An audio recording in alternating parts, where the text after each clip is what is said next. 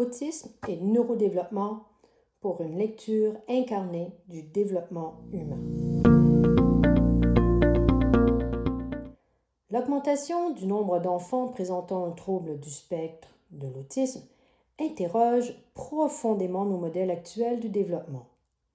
Au-delà des classifications et des explications cérébrocentrées, cet article propose une lecture incarnée du neurodéveloppement fondée sur l'intentionnalité précoce, le rôle central du corps, de la respiration, du sommeil et de la relation.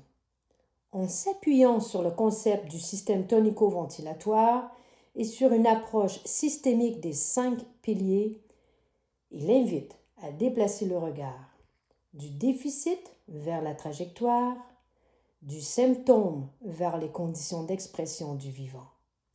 Une réflexion destinée aux professionnels et aux étudiants, ouvrant également un débat éthique sur la neurodiversité et notre conception de l'humain.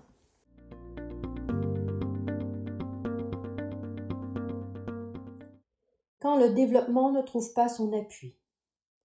Dans les écoles, dans les familles, dans les cabinets, un même sentiment revient avec une insistance croissante. Quelque chose nous échappe dans la manière dont nous comprenons le développement de certains enfants.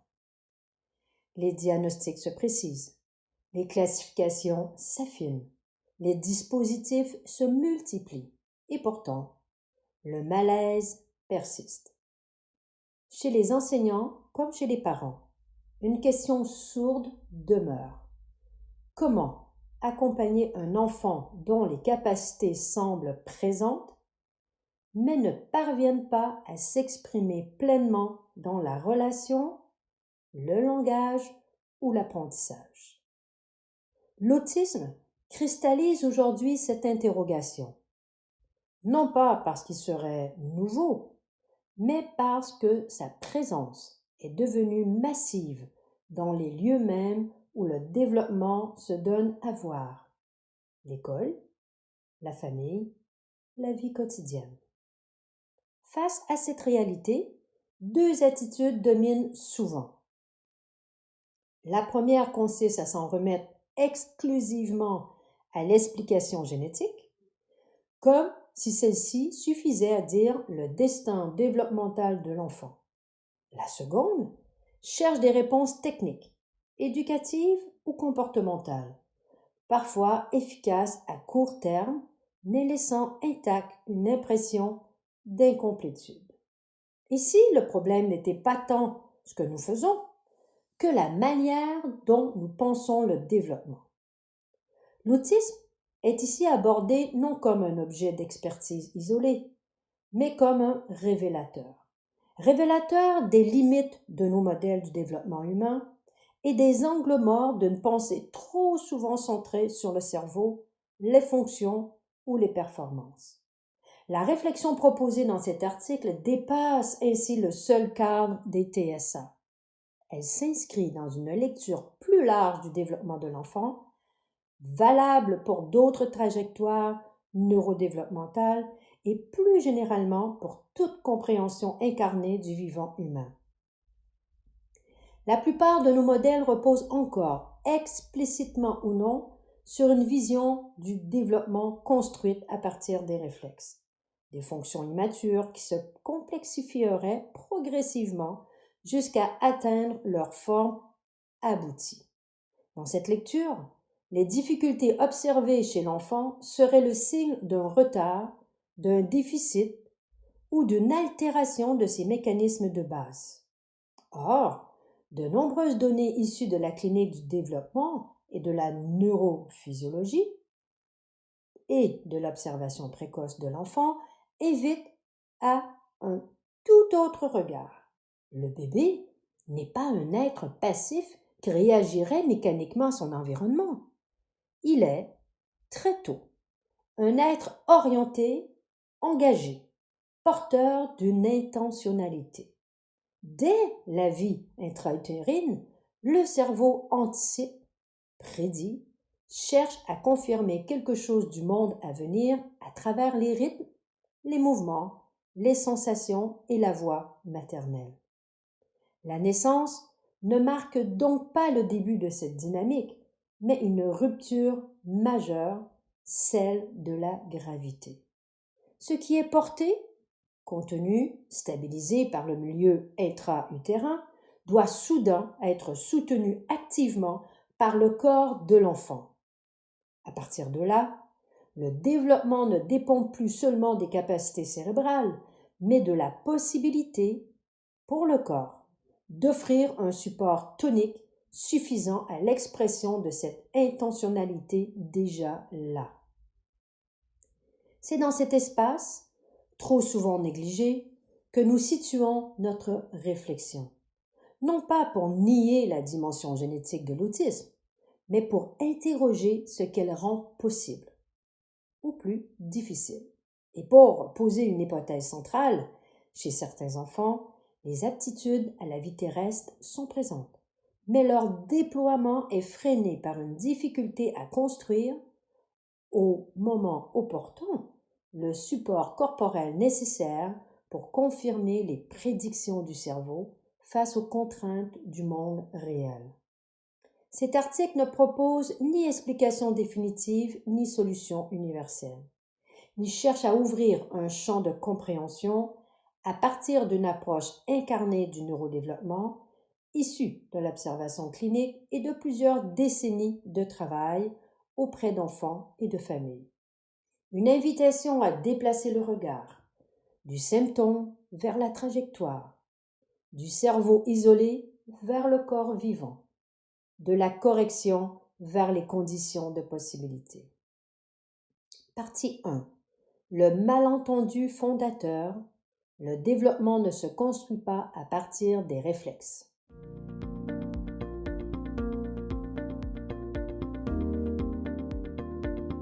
Une grande partie de notre représentation du développement de l'enfant repose encore sur une idée profondément ancrée, celle d'une construction progressive à partir de réflexes primitifs.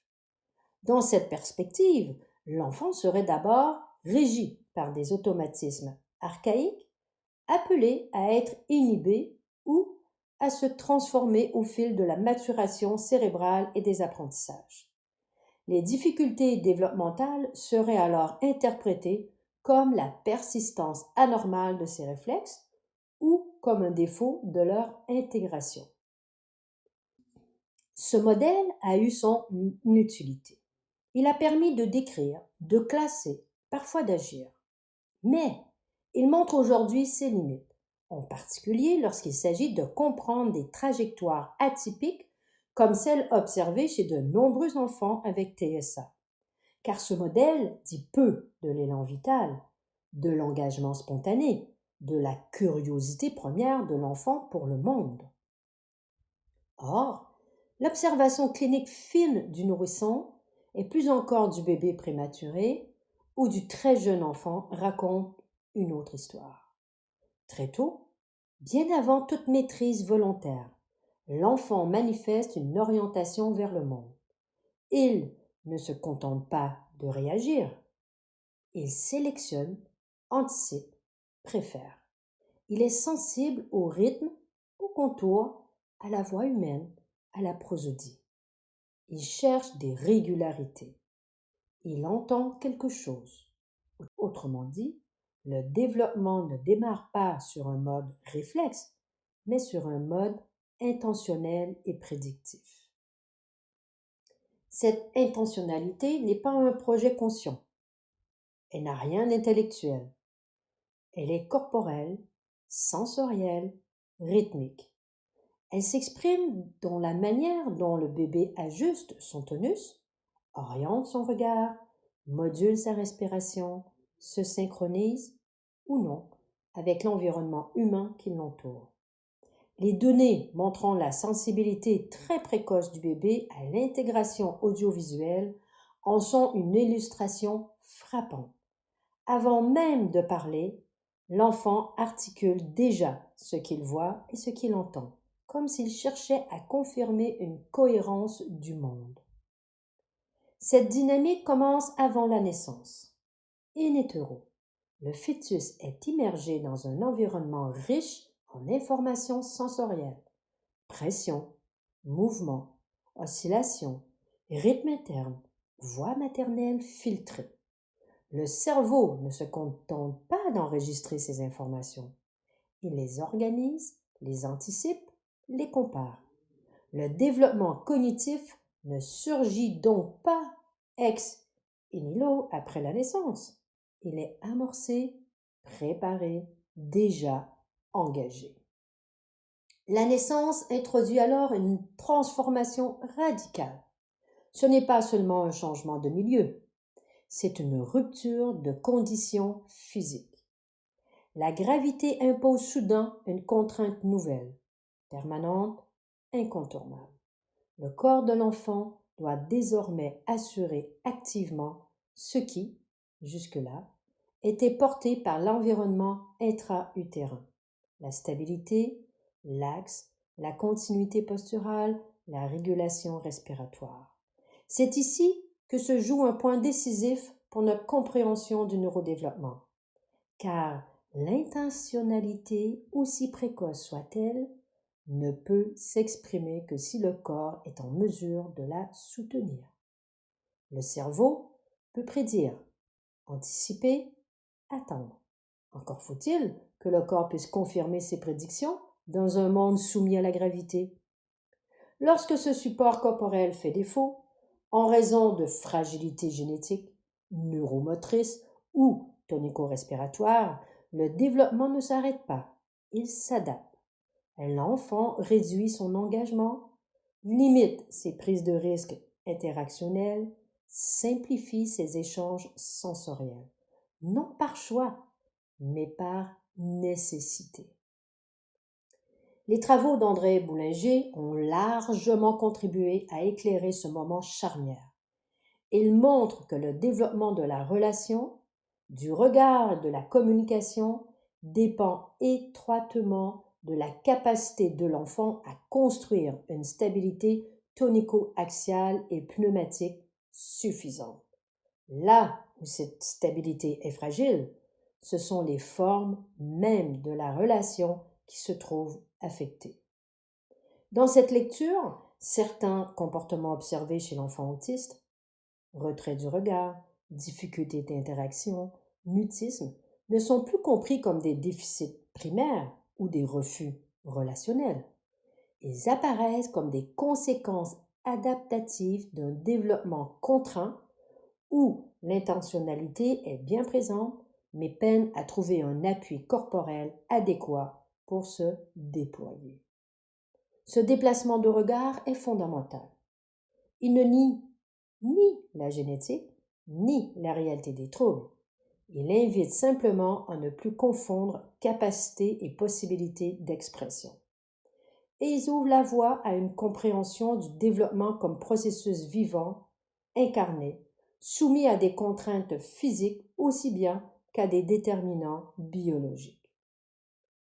Repère théorique du développement de l'organisme au corps.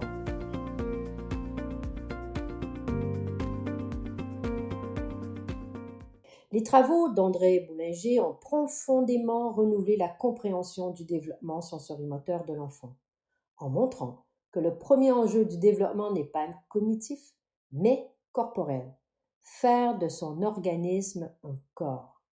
Cette perspective est particulièrement bien illustrée dans l'intervention de Bernard Morin, psychomotricien et formateur, formé par Boulinger, qui retrace l'histoire du développement sensorimoteur de l'enfant, de la naissance à la marche, en mettant en lumière la dimension phénoménologique de cette approche et ses implications cliniques, notamment dans le champ de l'autisme. De l'organisme au corps, une histoire du développement sensorimoteur de l'enfant, intervention de Bernard Morin. Vous avez juste en dessous de cette vidéo audio le lien pour aller voir cette intervention. Cette ressource constitue un complément précieux à la réflexion développée ici en illustrant comment la construction du corps vécu conditionne l'émergence de la relation, de la communication et des capacités adaptatives. Partie 2. La naissance comme épreuve gravitaire, le rôle central du tonus pneumatique et du STV.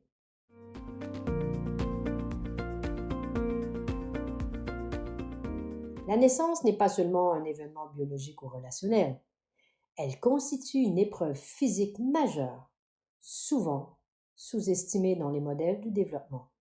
L'entrée dans un monde soumis en permanence à la gravité. Avant la naissance, le fœtus évolue dans un environnement où la gravité est largement neutralisée par la poussée du milieu liquidien. Le corps est porté, soutenu, enveloppé. Les mouvements, les rotations, les variations de pression s'effectuent sans nécessité de lutte posturale. Dans ce contexte, l'intentionnalité précoce du cerveau peut se déployer sans contrainte majeure. Les prédictions sensorielles trouvent facilement leur confirmation. La naissance introduit une rupture radicale.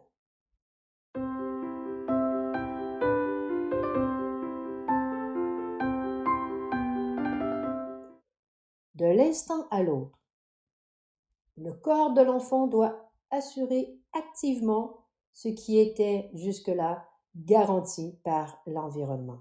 La tenue de l'axe, la stabilité du tronc, la régulation de la respiration, la coordination entre posture et mouvement. Autrement dit, le développement entre une phase où la physique du corps devient déterminante. C'est ici qu'intervient un acteur central, souvent réduit à sa fonction respiratoire, le tonus pneumatique.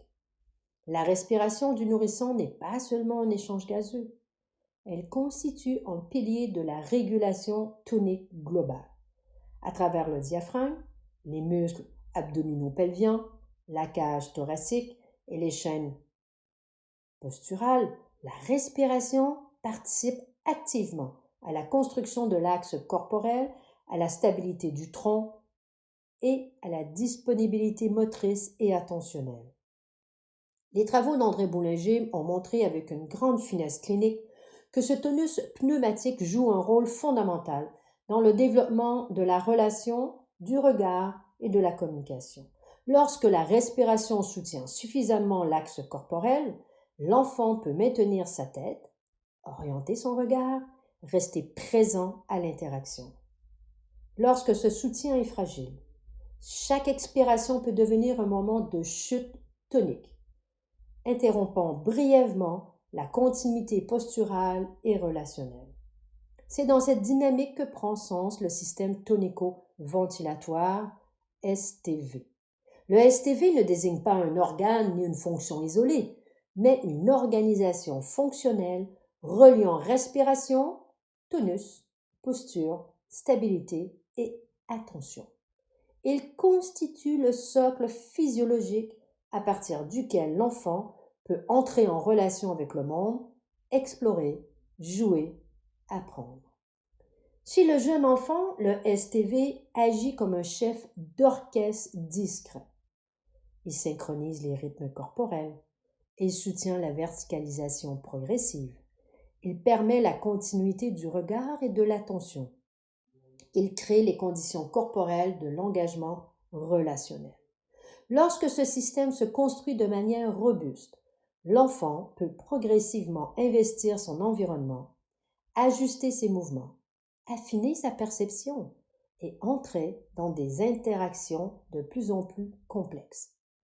Lorsque, en revanche, le STV est fragile, du fait de contraintes génétiques, neuromotrices ou respiratoires, l'enfant se retrouve confronté à un coût corporel élevé par des actions pourtant simples: tenir son regard, rester présent, coordonner respiration et posture, soutenir une intention dans le temps.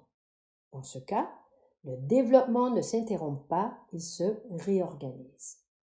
L'enfant peut réduire ses initiatives motrices, limiter la durée des interactions, éviter certaines stimulations trop coûteuses. Ce retrait n'est ni un désintérêt ni un refus. Il correspond à une adaptation intelligente face à une contrainte corporelle persistante. L'économie tonique devient prioritaire sur l'exploration. Cette lecture est particulièrement éclairante pour comprendre certaines trajectoires observées chez des enfants avec TSA. L'intentionnalité est là, la curiosité aussi, mais le support corporel nécessaire pour les déployer dans un monde gravitaire fait défaut ou reste instable. Le développement s'oriente alors vers des formes plus économes, parfois au prix d'un appauvrissement apparent de la relation ou de la communication. Comprendre la naissance comme une épreuve gravitaire et le STV comme un système central de régulation permet ainsi de déplacer profondément le regard. Il ne s'agit plus de se demander ce que l'enfant ne fait pas, mais ce que son corps lui permet, ou non, de soutenir dans la durée. Ce déploiement ouvre la voie à une compréhension du neurodéveloppement, où le corps n'est plus un simple support du cerveau, mais un partenaire actif, conditionnant l'expression même des capacités cognitives, relationnelles et émotionnelles. Partie 3. Quand la prédiction du cerveau ne peut pas se confirmer, retrait, adaptation et stratégie développementale.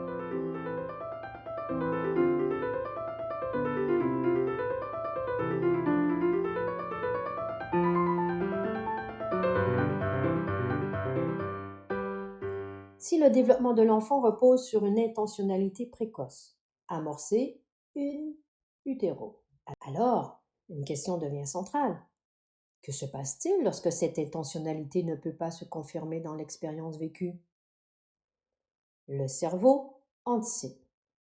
Il prédit des continuités sensorielles, posturales, relationnelles. Mais ces prédictions ne sont jamais abstraites. Elles doivent être validées par le corps, dans un monde soumis à la gravité, à la temporalité, à la fatigue, aux contraintes physiques réelles. Chez certains enfants, et en particulier chez de nombreux enfants avec TSA, cette confirmation se heurte à un obstacle discret mais fondamental, le coût corporel de l'engagement. Tenir son axe, maintenir son regard, soutenir une respiration suffisamment stable pour rester présent à l'autre, coordonner posture, perception et mouvement. Lorsque ces actions élémentaires deviennent coûteuses, le développement ne s'arrête pas, il se transforme. L'enfant apprend très tôt, souvent bien avant que cela ne soit visible, que certaines situations sont trop exigeantes, non pas trop complexes intellectuellement, mais trop coûteuses physiologiquement. Le regard prolongé, l'imitation, l'échange vocal, la synchronisation avec autrui peuvent alors être réduits, fragmentés, évités. Ce retrait n'est ni un renoncement, ni une absence de désir relationnel. Il constitue une stratégie d'adaptation. Dans cette perspective, de nombreux comportements classiquement décrits comme des déficits prennent une autre signification. La fuite du regard devient une économie tonique. Le mutisme peut être compris comme une réduction du coût respiratoire et postural. La préférence pour des activités solitaires ou répétitives comme une manière de maintenir un minimum de cohérence interne. Le développement suit alors une trajectoire protectrice.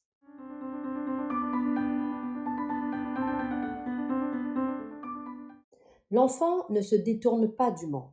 Il se préserve d'un monde trop instable à soutenir corporellement. Ce point est essentiel, car il introduit une rupture nette avec les lectures déficitaires. Ce que l'on observe n'est pas l'absence de capacité, mais une priorisation adaptative, préserver l'équilibre interne plutôt que risquer la désorganisation. Dans cette logique, les difficultés de communication et d'interaction ne sont plus premières.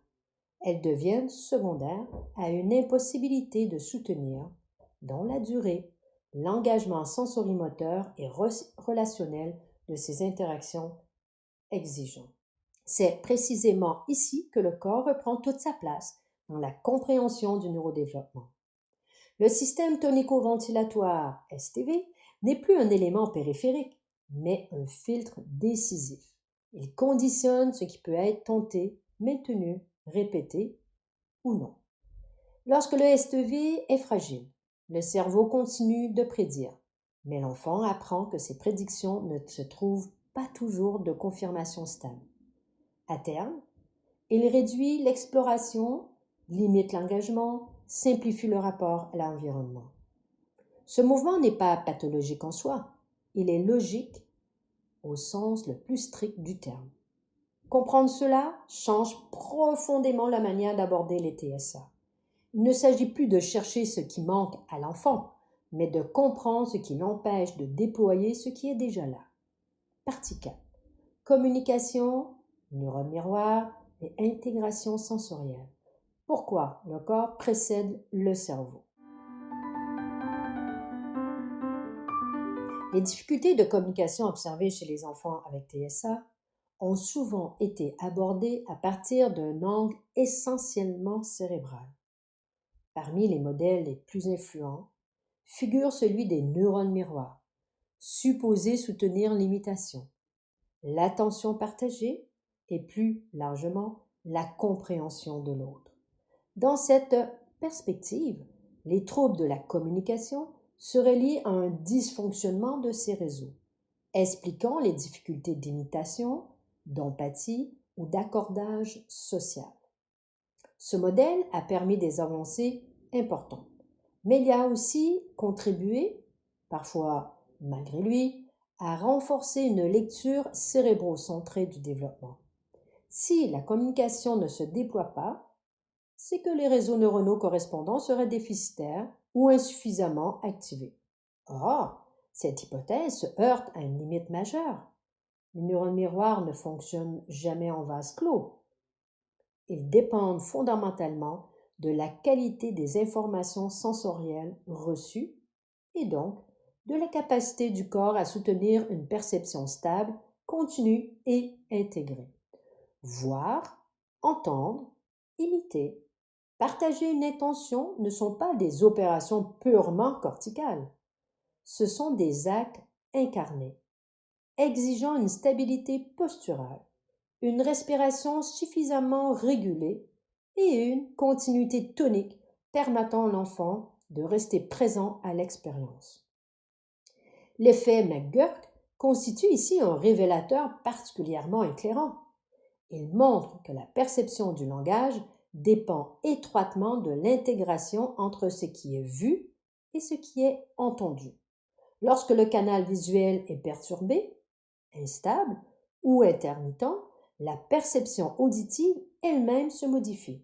Autrement dit, la communication n'est jamais unimodale. Elle repose sur une synchronisation multisensorielle fine. Chez le jeune enfant, cette intégration audiovisuelle est précoce. Elle précède le langage et participe à la construction de l'attention partagée. Mais elle suppose une condition essentielle: que le regard puisse se maintenir, que la tête puisse être stabilisée, que la respiration ne vienne pas interrompre l'axe corporel à chaque expiration. Encadré. L'effet McGurk, quand voir transforme ce que l'on entend.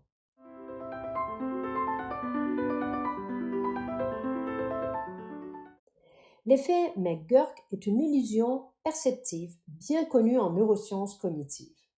Contrairement à une illusion purement visuelle, il s'agit ici d'une illusion auditive construite par le cerveau à partir de plusieurs modalités sensorielles. Lorsque l'on entend une personne prononcer le son bas, mais que l'image vidéo montre simultanément le mouvement labial correspondant au son fa, le cerveau perçoit fa. Plus étonnant encore, le simple fait de détourner le regard et de ne plus voir la bouche suffit à rétablir la perception auditive correcte du son bas, alors même que le signal sonore n'a pas changé. Cette illusion met en évidence un point fondamental. Ce que nous entendons dépend aussi de ce que notre corps nous permet de voir. La perception auditive n'est pas un processus isolé, mais le résultat d'une intégration sensorielle dynamique impliquant le regard, la posture et l'attention. Dans le développement de l'enfant et tout particulièrement chez les enfants avec TSA, cette intégration audiovisuelle suppose une condition préalable: la capacité à stabiliser l'axe tête-tronc, à soutenir le regard et à maintenir une continuité attentionnelle. Lorsque ces conditions corporelles font défaut, la communication peut être perturbée, non par déficit linguistique, mais par instabilité sensorimotrice. Voir l'effet McGurk en vidéo, le lien est juste en dessous de cet audio. Encadré. Effet McGurk, développement et conditions de stabilisation.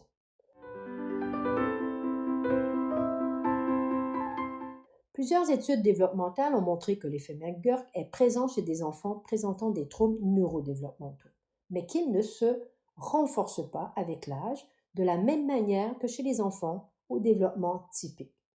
Cette observation a parfois été interprétée comme le signe d'un déficit d'intégration multisensorielle ou d'un dysfonctionnement des réseaux impliqués dans la perception de la parole. Une autre lecture est toutefois possible.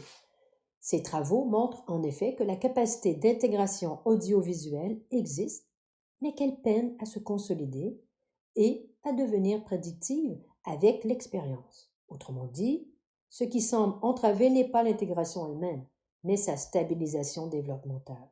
Or, cette stabilisation suppose des conditions rarement interrogées dans les protocoles expérimentaux: la continuité du regard, la stabilité tonico-posturale, la régulation respiratoire et la capacité attentionnelle soutenue. Lorsque ces conditions corporelles sont fragiles, l'enfant peut percevoir sans pour autant pouvoir capitaliser l'expérience sensorielle pour affiner ses prédictions perceptives. Dans cette perspective, les résultats observés ne témoignent pas d'une absence de compétences multisensorielles, mais d'une difficulté à les inscrire dans une dynamique développementale durable, faute d'un appui corporel suffisamment stable. L'enjeu n'est donc pas de savoir si l'intégration multisensorielle est présente ou absente chez les enfants avec TSA, mais dans quelles conditions elle peut se développer, se répéter et se généraliser. Une lecture exclusivement cérébrale conduit à rechercher un déficit là où une approche incarnée interroge les contraintes physiologiques et attentionnelles qui limitent l'expérience. De ce point de vue, les données issues des études sur l'effet McGurk ne s'opposent pas à une compréhension incarnée du développement.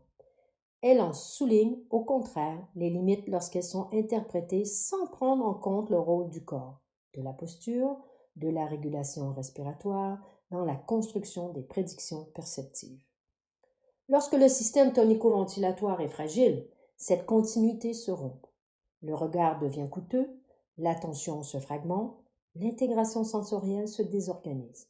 Dans ce contexte, les réseaux miroirs ne disparaissent pas. Ils ne peuvent tout simplement pas être mobilisés de manière stable et répétée.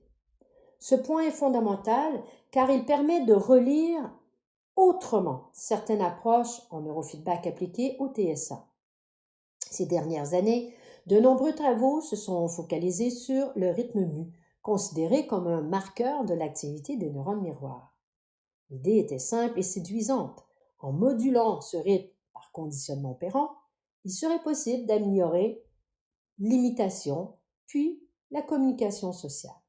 Ces travaux ont produit des résultats parfois encourageants, mais leur variabilité, leur dépendance au contexte et la difficulté à généraliser les effets invitent à une lecture plus nuancée.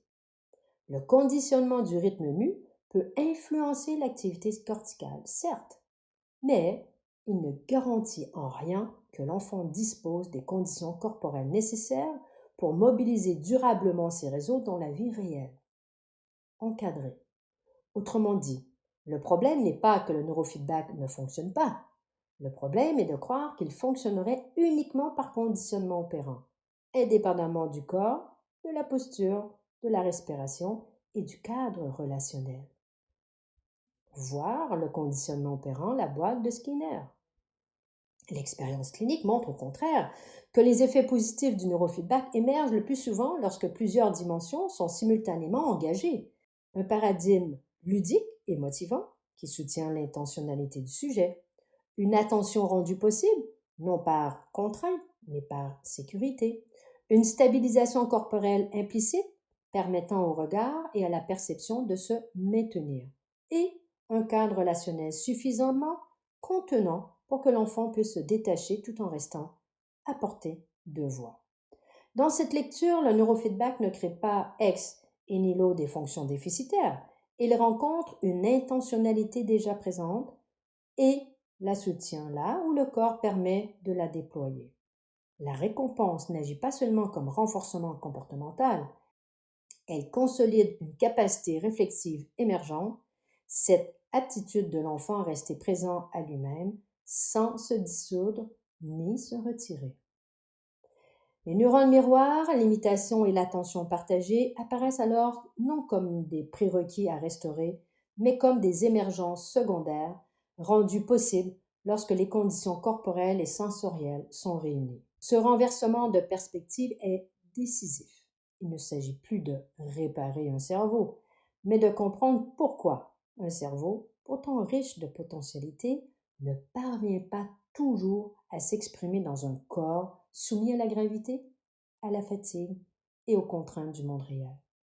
En replaçant la communication au croisement du corps, des sens et de la relation, cette lecture ouvre la voie à une compréhension plus fine, plus respectueuse et plus humaine du développement des enfants avec TSA. Partie 5. Sommeil et neurodéveloppement, le pilier transversal oublié.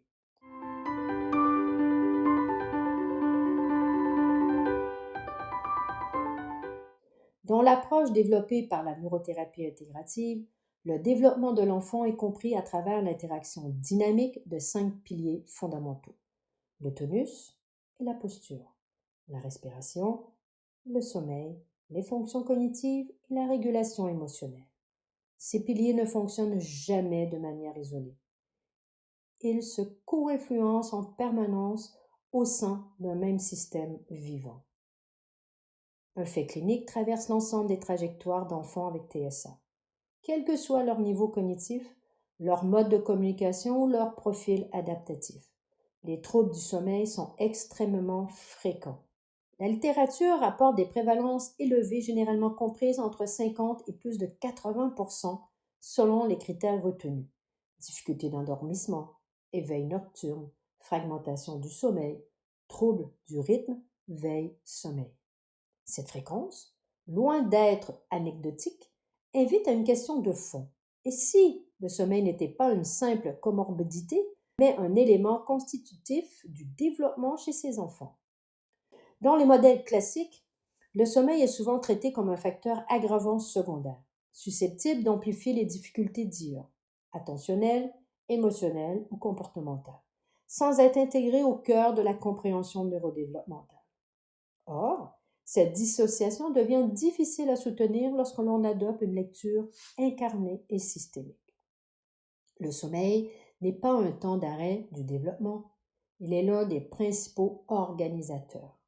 Sur le plan physiologique, le sommeil joue un rôle central dans la régulation du système tonico-ventilatoire. C'est durant les phases de repos que s'opère la baisse des charges toniques accumulées dans la journée, la réorganisation des rythmes respiratoires, la stabilisation des oscillations posturotoniques et la capacité du système nerveux autonome à basculer vers des régimes de fonctionnement plus lents et plus intégrés. Lorsque le sommeil est fragmenté, instable ou insuffisant, cette régulation ne s'opère pas pleinement. Le STV reste en état de tension résiduelle. Le corps ne récupère pas. La respiration nocturne peut devenir irrégulière. Les micro-éveils se multiplient. Le système reste en hypervigilance. Les conséquences sont alors directement observables dans les autres piliers du développement. Sur le plan attentionnel, un sommeil non réparateur fragilise la capacité de l'enfant à maintenir une attention soutenue, à filtrer les stimulations et à rester engagé sans se disperser ou se retirer. Sur le plan de la communication, la fatigue tonico-respiratoire rend le regard plus coûteux, l'attention partagée plus fragile et l'intégration sensorielle plus instable. Sur le plan émotionnel, l'insuffisance de récupération majore l'irritabilité, l'anxiété, les réactions de débordement ou, à l'inverse, les stratégies d'évitement. Le sommeil apparaît ainsi comme un pilier transversal, reliant et modulant l'ensemble des autres fonctions adaptatives. Il ne discrimine ni entre autisme dit de haut niveau, ni entre formes associées à une déficience intellectuelle. Les mécanismes diffèrent, les expressions cliniques varient, mais l'impact développemental est commun. Un système qui ne récupère pas peine à se réguler. Cette observation renforce la pertinence d'une lecture fondée sur les interactions entre les 5 piliers. Elle montre qu'aucune fonction, cognition, communication, attention, émotion, ne peut être comprise isolément ni durablement soutenue si le sommeil reste perturbé. Elle confirme également les limites des approches focalisées sur un seul niveau d'intervention, qu'il soit comportemental ou strictement cérébral. Comprendre l'enfant avec TSA sans intégrer la question du sommeil revient à observer un système en déséquilibre permanent sans jamais interroger les conditions de sa régulation profonde. On ne peut pas comprendre le développement de l'enfant avec TSA sans comprendre son sommeil, non comme un symptôme périphérique, mais comme un révélateur central de l'état du système vivant dans son ensemble. Conclusion. Neurodiversité, développement incarné et vigilance humaniste. Au fil de cet article, une idée s'est progressivement imposée. Le développement de l'enfant ne peut être compris ni à partir du cerveau seul, ni à partir des symptômes observables, ni à partir d'une hiérarchie implicite des capacités cognitives. Il s'inscrit dans une dynamique incarnée où intentionnalité, corps, respiration, sommeil, relations et environnement s'entrelacent dès les premiers instants de la vie. Cette lecture s'applique à l'ensemble des enfants avec TSA, quelles que soient les formes cliniques considérées, qu'il s'agisse d'enfants présentant une déficience intellectuelle associée ou de profils dits de haut niveau, parfois regroupés sous le terme d'Asperger. Dans tous les cas, l'intentionnalité est là. Ce qui varie, ce ne sont pas la valeur ni la dignité du sujet, mais les conditions corporelles et développementales qui permettent ou entravent l'expression de ces aptitudes dans le monde réel. C'est précisément ici que la notion de neurodiversité prend tout son sens, à condition de ne pas la réduire à une célébration sélective de certaines formes d'intelligence. Parler de neurodiversité sans interroger nos critères de valorisation cognitive revient à instaurer, parfois malgré nous, un séparatisme fondé sur la performance intellectuelle. Une telle dérive, même bien intentionnée, nous éloigne d'un humanisme authentique et nous approche insensiblement d'une vision transhumaniste où certaines trajectoires seraient jugées plus dignes d'intérêt, d'investissement ou d'optimisation que d'autres. Or, une approche incarnée du neurodéveloppement conduit à une toute autre posture. Elle rappelle que la valeur d'un être humain ne se mesure ni à son quotient intellectuel, ni à sa capacité de verbalisation, ni à son efficience adaptative. Elle se situe dans la présence au monde, dans la possibilité réelle ou entravée d'entrer en relation, de se réguler, de trouver une place vivable dans son environnement. La neurothérapie intégrative s'inscrit dans cette perspective. Elle ne prétend pas corriger l'autisme, ni normaliser les trajectoires, ni optimiser des fonctionnements au nom d'un idéal de performance. Elle propose une écologie du développement humain attentive aux conditions corporelles, relationnelles et temporelles qui rendent possible l'expression du vivant. Elle invite à soutenir ce qui peut l'être, à respecter ce qui résiste et à accompagner sans hiérarchiser. En replaçant le corps, la respiration, le sommeil et la relation au cœur de la compréhension du développement, cette approche nous oblige collectivement à un déplacement éthique. Elle nous rappelle que comprendre un enfant, ce n'est pas d'abord expliquer ses difficultés, mais reconnaître les contraintes auxquelles il s'adapte. Ce n'est pas chercher ce qui lui manque, mais interroger ce qui lui permet ou non de déployer ce qui est déjà là. À l'heure où les classifications s'affinent et où les technologies d'intervention se multiplient, cette vigilance humaniste devient essentielle. Elle constitue peut-être le véritable enjeu de demain, non pas produire des enfants plus performants, mais préserver la pluralité des manières d'être humain dans le respect des corps, des rythmes et des trajectoires singulières. Ce texte n'apporte pas de réponse définitive. Il propose un cadre pour penser, observer et accompagner autrement. Un cadre qui invite à rester du côté vivant, où le développement n'est jamais une ligne droite, mais toujours une rencontre. Merci infiniment d'avoir écouté cet épisode Pensée pour les professionnels de la santé, de l'éducation, de l'accompagnement et pour toutes les personnes en reconversion qui souhaitent rester à l'affût de ce qui est en train de se produire dans la compréhension de l'autisme et du neurodéveloppement.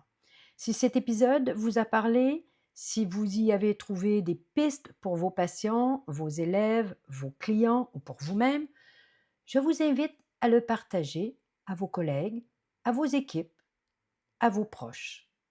Plus nous serons nombreux à reconnaître le corps comme fondation du développement relationnel, plus l'accompagnement des enfants autistes et des adultes qu'ils deviennent pourra évoluer en profondeur. Et si vous avez apprécié ce contenu, un petit pouce bleu, un cœur, car vous savez pour ceux et celles qui ont suivi le sommet francophone du TDAH que j'adore les cœurs. Vos interactions font vraiment toute la différence. C'est justement ce qui permet à YouTube de recommander cet épisode à d'autres professionnels qui en ont besoin. N'hésitez pas non plus à nous laisser un commentaire. Quelle réflexion cet épisode vous inspire-t-il? Quelles questions émergent pour vous dans votre pratique? Vos retours nourrissent notre travail et créent une communauté d'apprentissage précieuse. Pour ne pas manquer les prochains épisodes, abonnez-vous à notre chaîne YouTube et n'oubliez pas d'activer les notifications. C'est ce qui nous aide le plus à faire vivre ce contenu et, bien entendu, à le rendre accessible au plus grand nombre. Si vous souhaitez aller plus loin, découvrir nos programmes de formation en biofeedback, neurofeedback et neurothérapie intégrative, bénéficier de supervision clinique ou simplement poser vos questions, vous pouvez prendre contact avec nous. Nous serons, bien entendu, heureux de répondre à toutes vos interrogations et le lien est placé dans la description. Au nom de toute l'équipe, merci pour votre écoute et votre engagement. Prenez soin de vous, de votre corps, de vos rythmes. Ici Guylaine, au nom de l'Institut Neurosciences, et je vous dis à très bientôt pour un nouvel épisode. Au revoir!